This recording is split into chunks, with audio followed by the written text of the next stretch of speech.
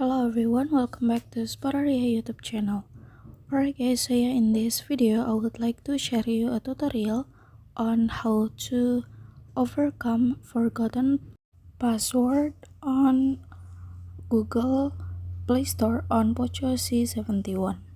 Alright guys, so yeah, for those of you who forgot your password of your Google Play Store account, don't need to be worried because you can immediately change your own password so that you can choose another strong password to secure your account. And how to do that is very easy. So yeah, without any further ado, now let's get started to the tutorial.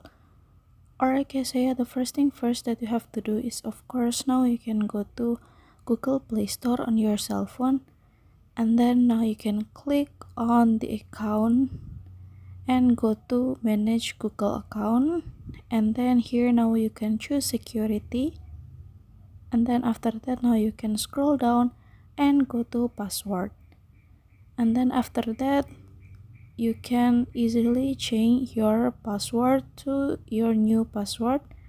And so yeah, here's password change successfully. Alright guys, so yeah, here's the tutorial, and then thank you so much for watching. See you guys on the next video.